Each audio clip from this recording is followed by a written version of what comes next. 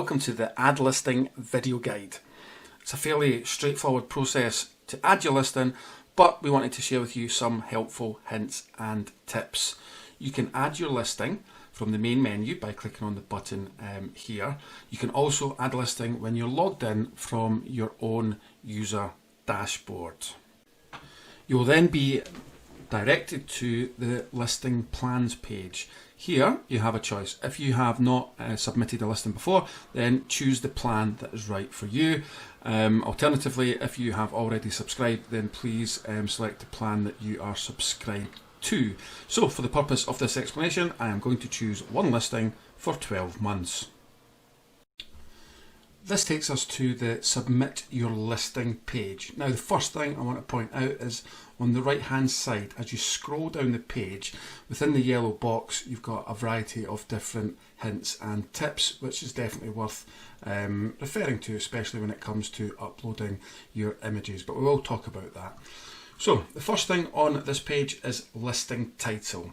Your listing title can be basically three things. It is, first of all, if it's a business, it's going to be your business name. If you're uploading a job, then listing title is going to be the job title. And if it's an event, it's going to be the title of the event. So what I'm going to do is just put in the business name of HR Network Magazine. And it's a bit hidden, but as you can see here, it says, does your business have a tagline? Check this box and you'll have the option to put in your business tagline. Now, with regards to the tagline, it's going to differ depending on what your listing title is. So for example, if it is a business like the one we've applied, we're going to put in the business tagline. If it's a job, then it's advisable to put in the company or the department. And if it's an event, then putting in the date and location can be really helpful for your listing. So the business tagline I'm going to put in here is Inspiring People Development. When it comes to putting in your address, there's a couple of options here: search by Google, manual coordinates and drop pin. To keep things simple, just use the search by Google. It will pick up on the address that you start to type. So I am going to type 18 Young Streets. Don't see Edinburgh yet, so I'll start to type Edinburgh. There we go, 18 Young Street, Edinburgh. By clicking on that option, you know that Google will now recognise that address, so it shows up in the maps. I will put in the address of Edinburgh, UK. Phone number, self-explanatory. If you've got a WhatsApp number, you can put that in there, and your web address can go in here. And that's the first part for primary listing details. Next up is the category and services part. This is really important that you categorise your business so that it can be found in the platform's online searches. I'm going to choose, in this case, services. This will then bring up a list of more subcategories, and look around to find what category or subcategory your listing belongs in. If you can't see anything that's specific, then choose, in this case, other services. Onto social media. First social media link I'm going to put in is LinkedIn, and if I can just grab the address from over here, and I'll put in the LinkedIn address like that. I now want to add in a second social media connection, so I'm going to hit the wee plus button here. As you can see, that makes the LinkedIn address that's been saved. If you did want to delete it, you could just hit the red cross button there. The next up is Twitter. I'm going to grab the Twitter URL and place that in there, and just make sure to add that so that it's now saved to the system. Offices, this is predominantly for companies that have multiple offices. You can put locations and addresses in for the different offices. If you only have one office, I know we've put an address earlier, but this is just another way to have your address visible on your profile. And like before with the social media, hit add new. That's saved. On to more info. More info is your business description.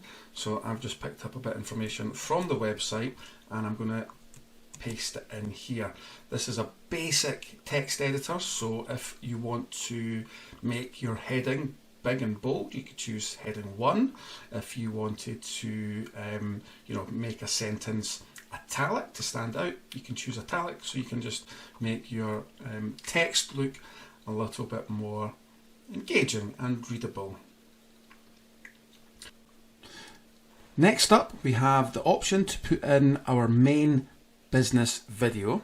So I'm going to grab the URL for the video, place it in there. Don't have to hit any add buttons, that just stays as is. And now we're going to upload some images to complement our listing. Over on the right hand side in the yellow box, you can see that there are particular guidelines with regards to uploading your main images. Now the banner images, they are the images that will be at the top of your listing, and you've got two choices. You can either have one banner image or you can have 3 smaller banner images. If you're only using one banner image, the recommended size is 1920 by 600 pixels.